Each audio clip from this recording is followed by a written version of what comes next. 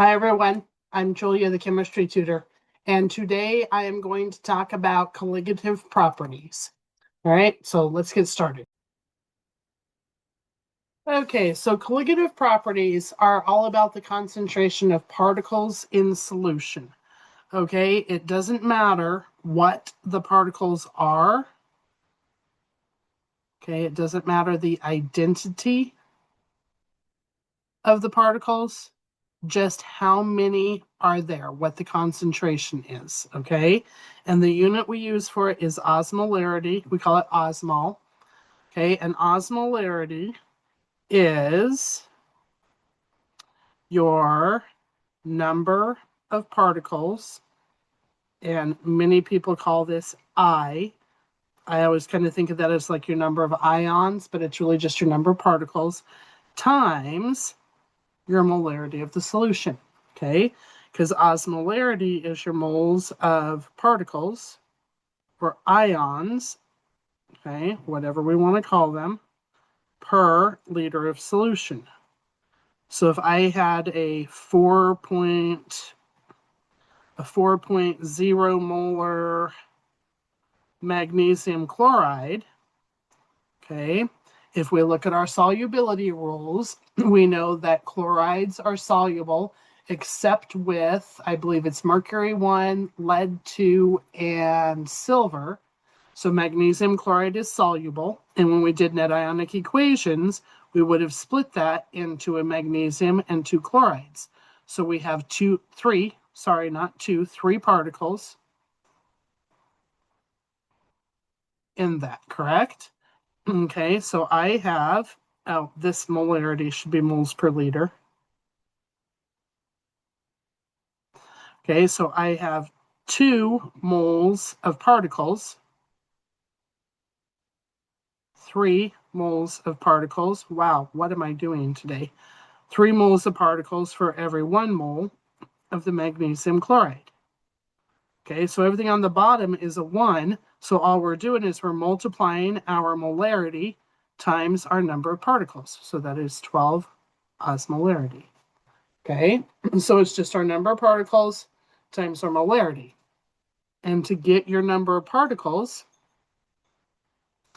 we do what we did in net ionic equations, right? We split all the strong aqueous, okay? So we need to go through that process to decide if it's going to split, if it's soluble and it's a strong aqueous, if it's going to split, how many particles is it going to split into, okay? And what we're going to do with that is the higher the osmolarity means the higher the boiling point, higher osmotic pressure, lower freezing point, melting point, and lower vapor pressure. Okay, that's boiling point. Osmotic pressure, which is the movement of water. This is freezing or melting point. Those are the same temperature. Okay, a lot of students don't understand that, but we know that water at 0 degrees Celsius, we say, okay, it freezes, but it freezes if you're getting colder. If you're getting warmer at 0 degrees Celsius, you actually start melting, right? If you start getting warmer than 0 degrees Celsius, that ice starts melting. So freezing point and melting point is the same temperature. It's just if you're getting colder, it's the freezing point. If you're getting warmer, it's the melting point. Same thing. Okay, and vapor pressure. Okay, and we learned when we were talking about, what were we talking about? I don't remember what we were talking about, but we already learned that boiling point and vapor pressure are opposite of each other. Okay, And so we know if it's a higher boiling point, it's a lower vapor pressure. Okay, I always thought about this, that if I have a high osmolarity, like a lot of particles hanging out on me, I would have high BO, body odor. My body odor would be high. And low favors. Nobody wants to do me any favors. Okay, so you have the high B and O and the low F and V for favors. Okay, high body odor, low favors. So high osmolarity, high boiling point, high osmotic pressure, lower freezing point, lower vapor pressure. And you've seen this in real life. Okay, if you have ever put spaghetti on your stove when you're boiling your spaghetti, okay, if you put salt in the water, everybody says that that makes your water boil faster. It actually boils slower because it has to get to a higher temperature, because you have put table salt, sodium chloride, you have put particles into that solution, into that water, which is going to make the boiling point be higher. So it doesn't boil faster, but once it starts boiling, it cooks it faster because it's cooking at a higher temperature. Okay, if you have ever been in really cold areas that freeze, okay, if you get snow a lot and ice and freeze, they put salt on the sidewalks or salt on the roads to keep them from freezing, because what that does is that lowers the freezing point. Once you put all those particles onto that water, onto that frozen water, it starts melting it because it needs to be at a colder temperature to freeze. So that's why they put the ice on this, the salt on the sidewalks and the roads, is to lower the freezing point of the water so it doesn't freeze. Okay, you have seen we already talked about vapor pressure in another video, that the higher your boiling point, the lower your vapor pressure. And I'll just say it again real quick. Water boils at 100 degrees Celsius, and ethanol, alcohol that you drink, boils at about 92 degrees Celsius. So if you are at 95 degrees Celsius, this one is boiling and has vapor, right? It has gas forming. This one is not boiling and has no vapor. Okay, so the one with the higher boiling point has a lower pressure of that vapor being formed. Okay, and osmotic pressure, you might not be, well, you are aware of osmotic pressure. So osmotic pressure is all about the movement of water. Okay, and water is always going to move to the more concentrated side in order to dilute it. Because everything wants to be at an equilibrium. It wants to be the same concentration. So water is going to move from this one. This is through a semi-permeable membrane. Okay, which means that some things can get through and some things cannot. In this case, water can move through. Okay, it's permeable to water, so water can move through. So water will move from the less concentrated to the more concentrated in order to dilute it. So this water level is going to go down, and this water level is going to go up until they're the same concentration. Okay, so this one's going to get more dilute. So that one's getting dilute. Because this one, we're lowering the water concentration, but the particles are still the same. This one's getting more concentrated.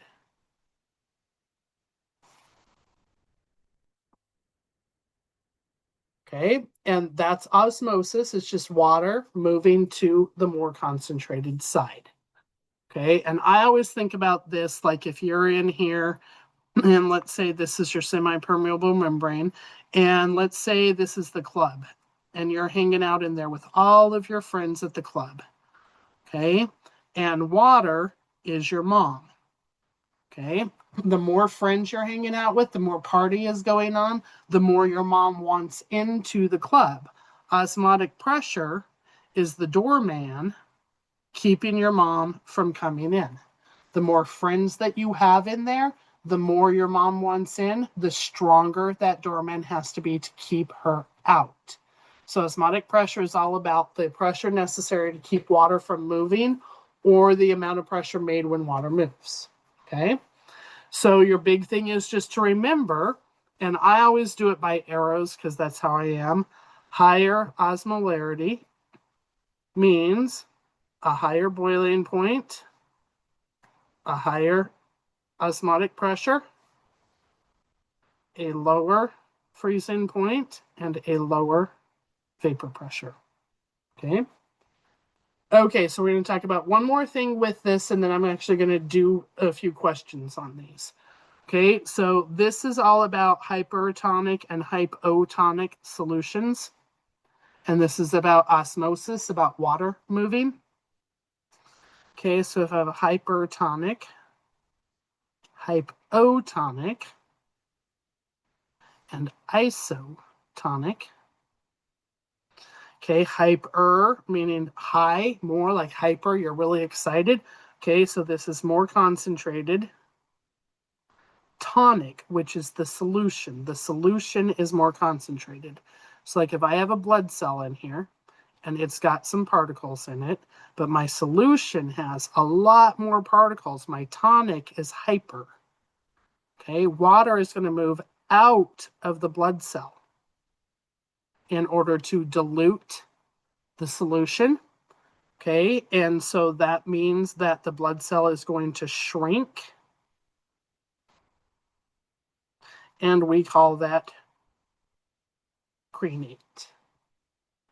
Okay, so it crenates. I always think about like if you cremate something, it's going to shrivel up. Okay, so crenate, it shrivels up, it shrinks. Hypotonic, hypo meaning less, like hypothermia, really low body temperature, less.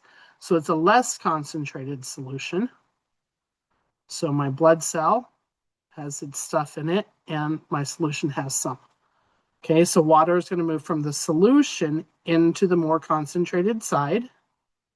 Oh, I should write water on the inside like I did on the other one.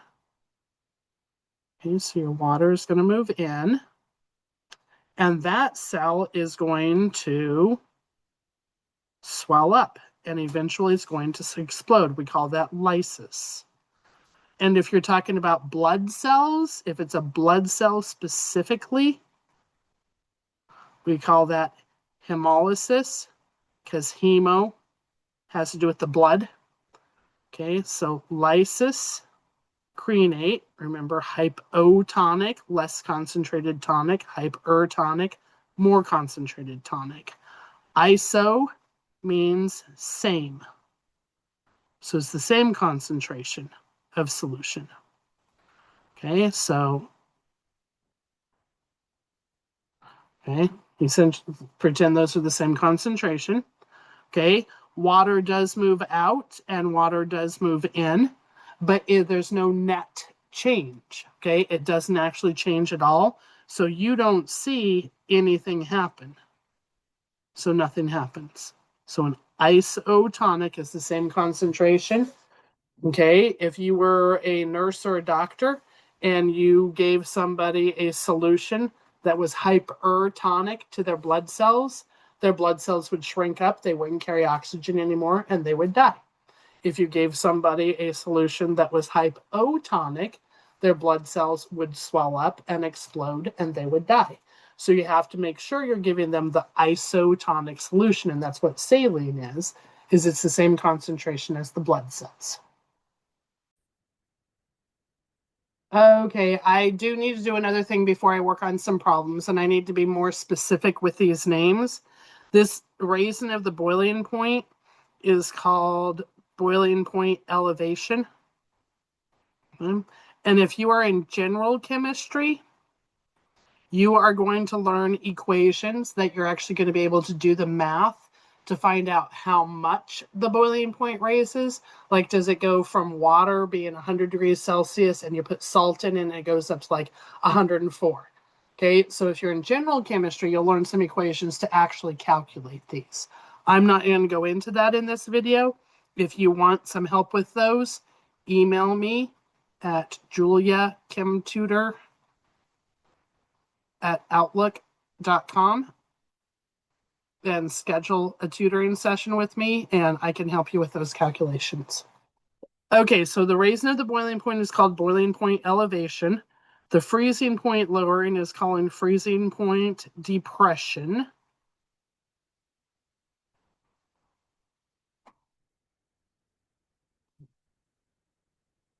And vapor pressure, I believe, is also called vapor pressure depression or vapor pressure lowering.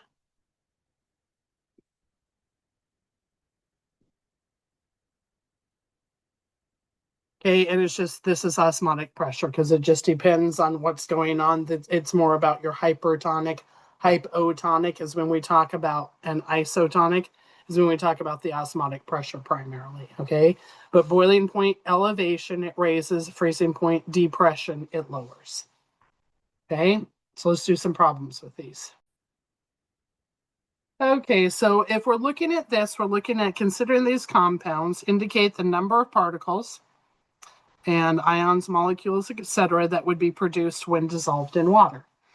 Okay, so these technically we have to look at the solubility rules. Okay, you have to look at that table. But this first one, we know the rule number 1 on that table is group 1 metals are soluble no matter what. They are strong electrolytes. Okay, so that would split into a potassium ion and a bromide ion. So you have 2 ions. This is an acid. So we know it's aqueous.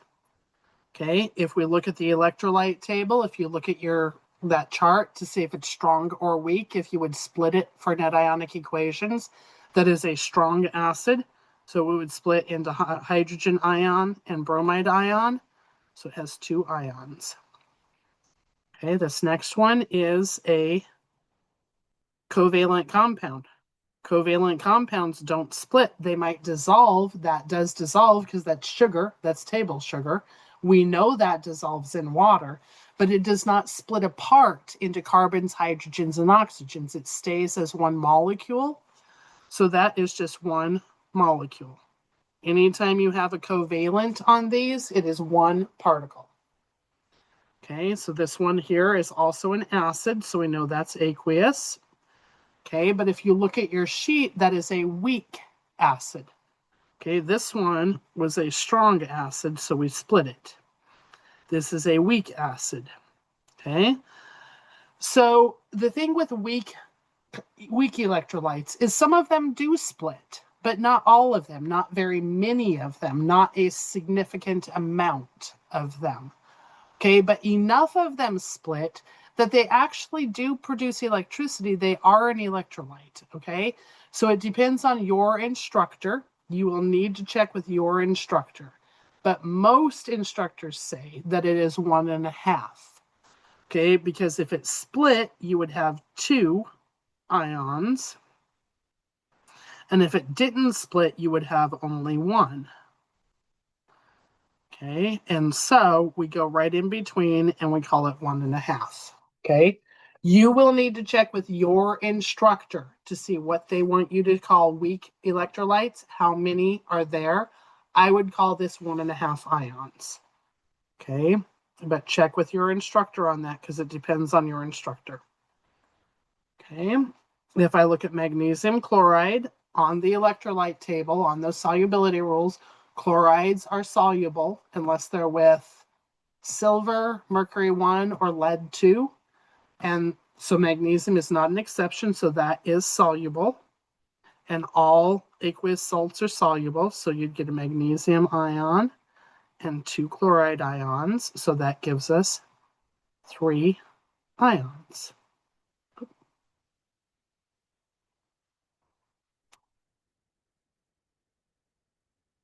When looking at magnesium nitrate, when you look at your solubility rules, all nitrates are soluble, no matter what. There's not an exception to that at all. So that is a strong electrolyte. So I'll get a magnesium ion and 2 nitrate ions. So I get a total of 3 ions. Okay, ammonium sulfide. Remember, ammonium is part of rule number 1. Ammonium salts are always soluble no matter what. So I'm going to get 2 ammonium ions and a sulfide ion. So 3 ions. And if you struggle with that, go back and watch my video on net ionic equations where we talk about how to split these apart. Okay, so hydrofluoric acid is aqueous because it's an acid. But if you look at your electrolyte table, hydrofluoric acid is not a strong acid. That is weak. So we're going to call it 1.5 ions because it's weak. It's right in the middle. Okay, and then this one for sodium, that's group 1, rule number 1. So we know that's aqueous, so that's a strong electrolyte.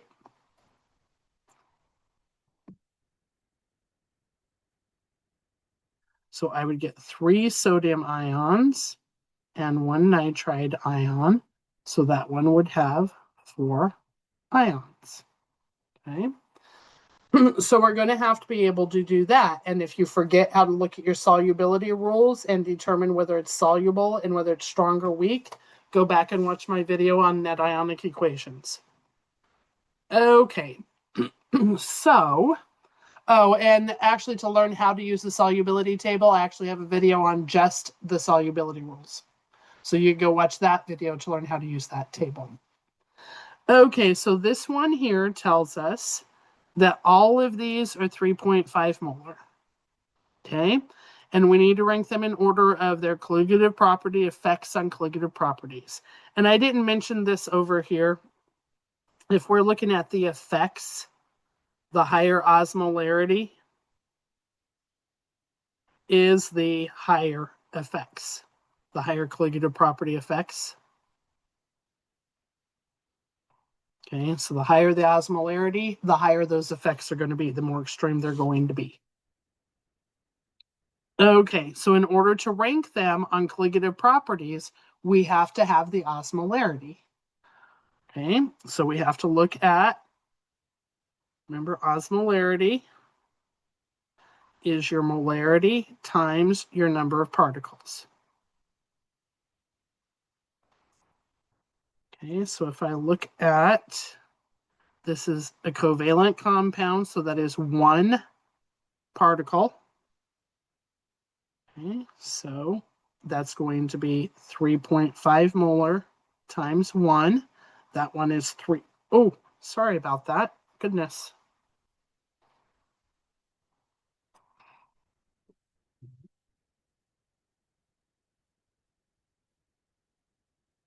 Okay, so that one is going to be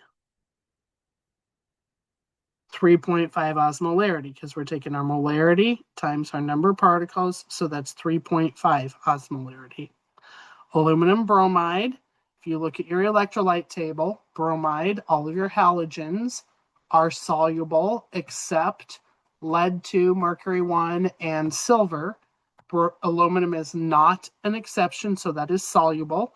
It's going to break into the aluminum and the 3 bromides, so it's got 4 ions. So the 3.5 molar times the 4 ions, that is what, 14 osmolarity? Let me just double check that. 14 osmolarity. Okay, so this one is 14 osmolarity. That one was 3.5 osmolarity. And this one, all ammoniums are soluble no matter what. So I would get 2 ammoniums and 1 sulfate. So that's 3 ions. So my 3.5 molar times my 3 ions is 10.5 osmolarity. Okay, so that one is 10.5. Okay, so I'm going to make that a little bit pretty up there. Got 10.5, 3.5, And say that one was 14. Okay, so now if we're going to rank them by colligative properties, remember, the higher the osmolarity, the higher those colligative property effects,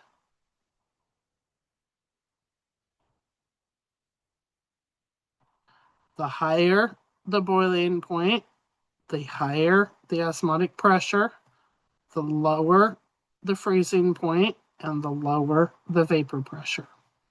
Okay, so if we're ranking them by colligative properties, our highest osmolarity has the highest colligative property, going lowest to highest. So my lowest osmolarity, and then my middle osmolarity, and then my highest osmolarity. Okay, so I'm going to rank them in order of increasing vapor pressure. Okay, so our vapor pressure is opposite of osmolarity. So my lowest vapor pressure will be my highest osmolarity. So my aluminum bromide, I don't know why I put a 4 on that bromide up there. That should have been a 3. Okay, that's going to have a lower vapor pressure because it's got the higher osmolarity. And then my middle one, and then my lowest osmolarity. Okay, if I rank them in order of increasing boiling point, so my highest osmolarity, highest boiling point, so my lowest osmolarity is my lowest boiling point. So my lowest osmolarity, then my middle osmolarity, and then my highest osmolarity to get the highest boiling point. Okay, so if we're looking at them by increasing freezing point, so the lowest freezing point, my lowest freezing point will be my highest osmolarity. Okay, so my highest osmolarity is my lowest freezing point, then my middle, and then my lowest osmolarity is my highest freezing point. Okay, so we're just remembering that what I have over here. Okay, and then just ranking them in order based upon always coming back to that osmolarity. Okay, and recognizing if it's going to be opposite of osmolarity or if it's going to be the same as osmolarity. High osmolarity, high boiling point, high osmotic pressure, low freezing point, low vapor pressure. Okay, so now if we look at which will have the lower, so the lowest vapor pressure. Okay, so I have barium chloride. And if you go to your electrolyte table, that is soluble. So I get 3 ions, so my 0.15 molar up here, times the 3 ions, that is 0.45 osmolarity. And this one is a covalent compound, so it's 1 particle, so it's 0.15 osmolarity. Okay, so I have a 0.45 and a 0.15, and I'm looking at the lowest vapor pressure, which will be the highest osmolarity. So my highest osmolarity is the barium chloride. So barium chloride is going to have the lowest vapor pressure. Okay, I have sodium iodide. Group 1 metal, always soluble no matter what.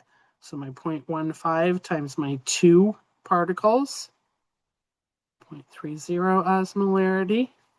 Here I have sodium fluoride, again a group 1 metal, so 2 particles. I have 0.5 molar for that, times its 2 particles, so that is 1.0 osmolarity. Okay, so if I'm looking at, again, the lower vapor pressure is the highest osmolarity. So it's going to be the sodium iodide because he's got the highest osmolarity. Okay. All right, so now we have two solutions separated by that semi-permeable membrane. Draw arrows to represent which direction the solvent will flow, so water, through the membrane and how that will affect the volume of the solvent on either side of the membrane. Okay, so remember the solvent or water, I'll go ahead and say solvent since that's what they're saying here. And if you're struggling with what solvent is, go watch my video on solutions.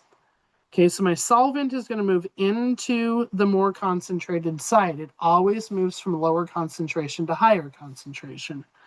And if water's moving out of here, this one is going to, so your volume will go down. And where the water's moving to, you're going to increase that volume. Okay.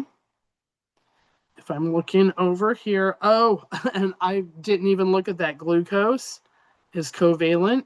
So 1 molar times 1 particle, that's 1 osmolarity.